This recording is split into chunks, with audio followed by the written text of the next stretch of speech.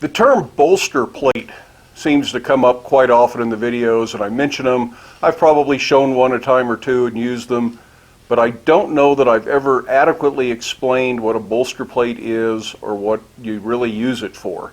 So I think I'll just explain that, kind of try to give a definition, although I'm not sure I can give a perfect definition because it's a little bit vague.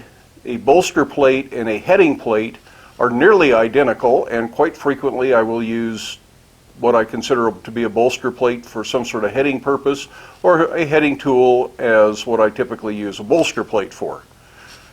So let's see if we can explain that and make it a little bit more clear to you. Well, this is kind of what we're talking about. It's a plate with a hole in it. Typically a bolster plate's got several holes in it. This one goes from, looks like a 1/16 round up to a 1/4 inch round, and would be used as a backup for punching holes. And I think I'll demonstrate and explain why that's important here in a minute. By using a bolster plate along with a punch, you can often punch thin metal cold because it just shears right off at the edge of the bolster plate. And it's much the same way a modern ironworker punch or a Whitney punch works, that has a precision matched die and a bottom plate that would be the bolster. So this goes through here and it shears off a very clean punch. Now, long before Whitney started making punches, or somebody came up with a Piranha or some other kind of iron worker, blacksmiths used bolster plates for that and a handheld punch. Now, just with a small hand punch, we can line that up over the bolster plate cold and punch right through, and there we go. Make a nice little hole there. Might be a little burr on the back side, but that's pretty easy to fix. And in sheet metal work, that's way easier than drilling a hole. Bolster plates aren't just for round holes. Bolster plates can have slotted holes in them. They can have square holes in them. And a heading tool, which you would use for heading a rivet, if you were making rivets and you needed to forge that head, you put it in a heading tool of some sort, is essentially the same as a bolster plate. The big difference to me is that I usually harden my heading tools, but I don't always harden my bolster plates. And I say not always because some of these are made out of hardenable material and they probably are a little bit harder. And some of these are essentially found material, like this one. This is a piece of big truck leaf spring. It's about 5/8 of an inch thick, and that slotted hole is just what came in the leaf spring when I got it. So that's a ready-made bolster plate with a nice little slotted or oval hole in it that is 1 inch by 1/2 inch. So if I ever need that, I've already got this ready, so when I cut the leaf spring up, I just saved it. Here's another piece of the same leaf spring that's got a nice 1/2 inch hole in it, so I'm going to save that. And then I've got a little 1/2 inch hole, and I could make a heading tool out of it and harden and temper it, or I'll just leave it annealed and use it as a bolster plate. The reason I like my bolsters out of mild steel or not hardened is because when you're doing this and you're punching through and your aim isn't perfect, you're going to drag on the edge. If that's hard on your punch, it's real easy to clean up the bolster plate, especially the ones with the round holes. And we got some little mud wasps that like to make nests in anything with a hole about that size, so you got to clean them out frequently. So that's just a quick look at what bolster plates are and some of the uses. And let's go over to the forge and the anvil and give you a little bit more dramatic reason for having a good bolster plate. What I want to do is slot punch a piece of 1/8 inch flat bar. This is something I do quite often for hasps that go with chest hardware and things like that I need a little slot punch in something fairly thin. Now, if you're thinking about this, when you punch this bar is going to move with it.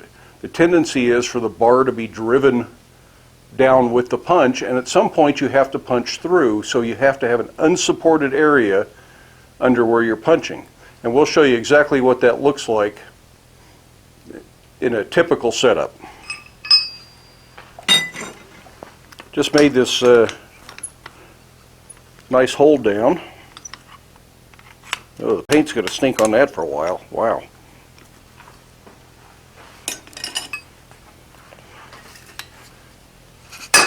So you start punching through, And you get your punch mark established from one side.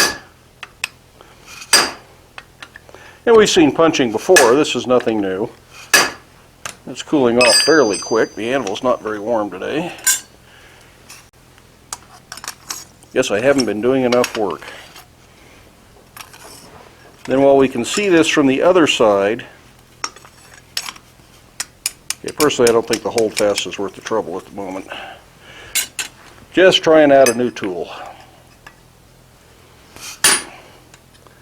And then we want to start shearing through, but at this point you got to have a place to go. So I'm going to take this out of there.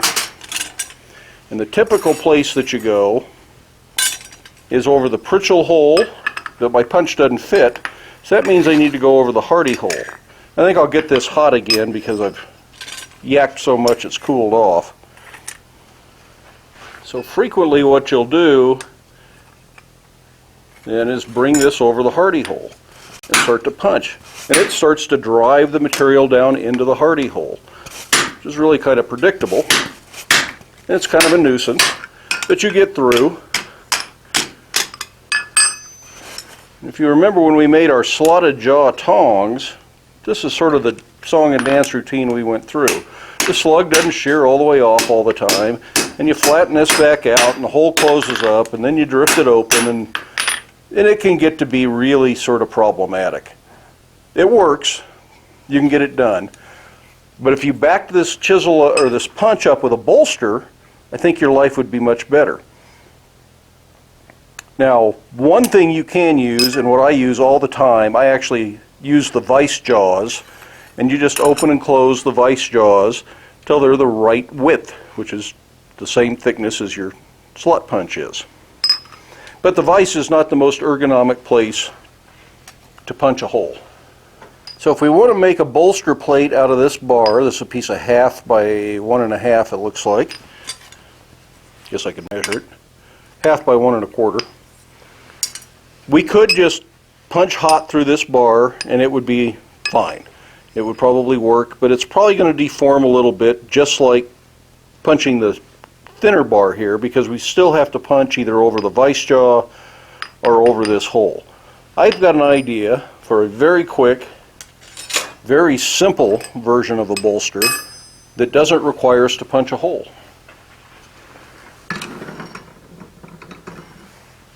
I'm just going to bend one. It's a piece of 1/2 inch mild steel square bar.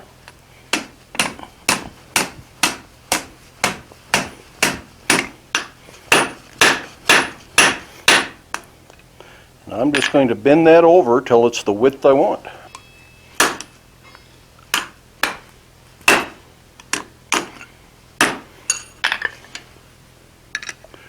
But that's a quick way to form a little slot that I think we'll be able to punch into quite reliably.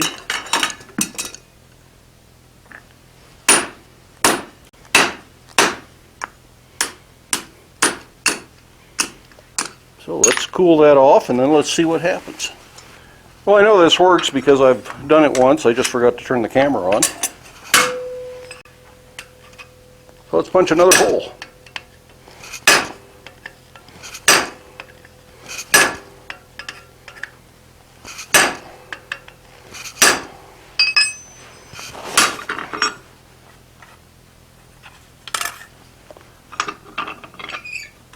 One advantage of the hot mill gloves, I can get away with that.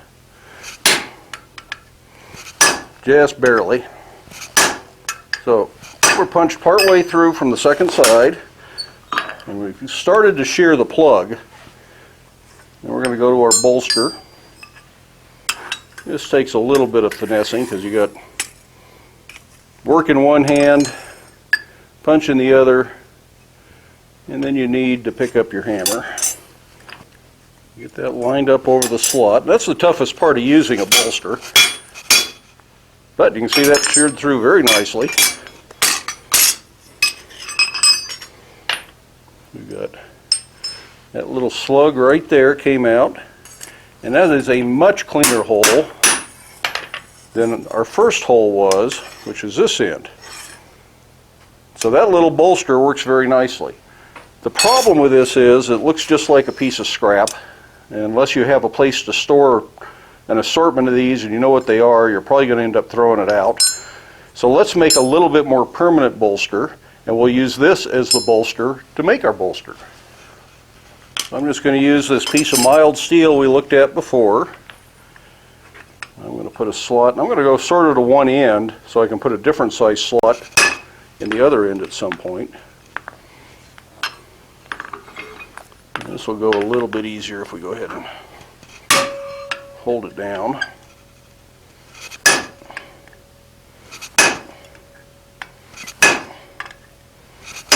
Punching this bigger bar, you'll probably need to cool your punch. And we may need to heat the bar up again. Things are cooling down quite quickly today. And it isn't that cold.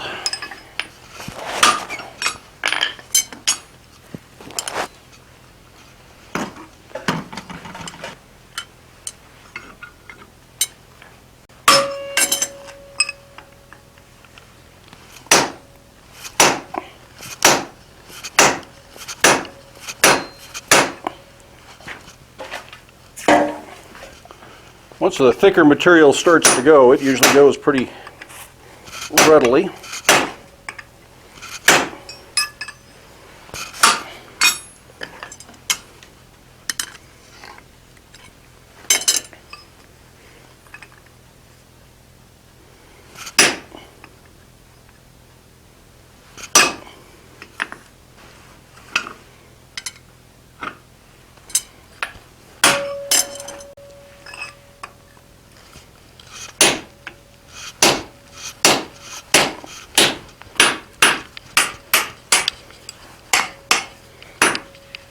I can feel the slug shear there, but I can't actually get it all the way out because there's no place for it to go.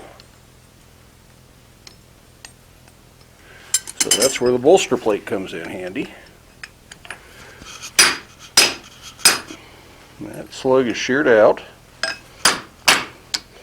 And now what we have is a plate with pretty much an exact size hole for that punch. Now I'm going to do just a little bit more work on it to kind of even it up a little bit. There's more punch effect on the back side here, and in use that will be the back, and we'll punch from the front because it's a crisper hole here. So what I want to do is I'm going to come from what I'm now calling the back. It's just the side with the more ragged hole, the bigger effect for the punch. Now I'm going to go through. If I want to go through a little further, I can come all the way through here. That kind of drifts the hole to match the punch and match the taper, and that's all I need to do to that. Now, if I wanted to harden that, I could put that in super quench, but I don't really have any super quench. I want the front side nice and even. And one of the reasons you do all this from the back so that the hole actually tapers is so that when you punch through, the slug can fall clear of the bolster plate. You have a little bit sharper edge right there at the top. That's really all we need to do. I'm going to go ahead and quench it even though it won't really harden.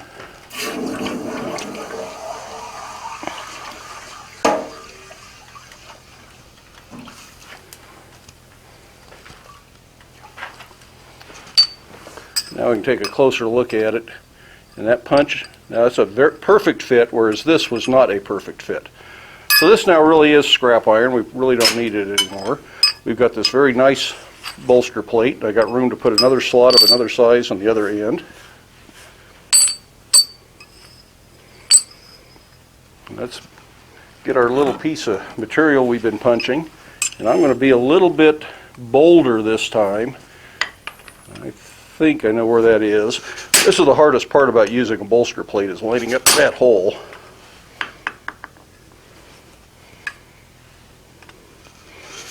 I've watched Peter Ross do this. He just puts it right on there. He never misses. But I think I've missed a little bit, but There we go, punch through, one side, one heat, no screwing around. Very nice, clean hole. Much better punch, better work. There's our slug. The bolster plate works just fine. Well, that's a quick look at some bolster plates and how to make one with a slotted hole, and how to make a makeshift or temporary bolster plate that might help you in making the other bolster plate. Oftentimes that's the problem with making tools. You need tools very similar to what you're making to make the tool, and if you don't have it, then you got to do something makeshift. And that little U-shaped piece of bar works just fine. And you could probably get by with that for years if you don't lose it. My problem is it looks just like scrap, and I'd probably throw it out somewhere and then I wouldn't know where it was. So having this plate, now I have one that goes with that punch. Like I say, I use that punch for that all the time. I don't know why I haven't taken the time to make one before. So thank you, YouTube viewers, for encouraging me to do a better job in the shop and make the tools that I need. I hope you found that useful. I hope it helps you out in the shop and you can use this information. Hope it was also enjoyable, fun to watch. Do give it a thumbs up. Hit that subscribe button if you can. Stick around, watch a few other videos, share the videos with your friends, but make time in your day and get out to the shop. The time you spend in your shop is precious, and there is no substitute for the time that you spend in front of the anvil. That is the best way to learn blacksmithing. So get out there, make something, stay safe, wear your safety glasses, and we'll see you for the next one.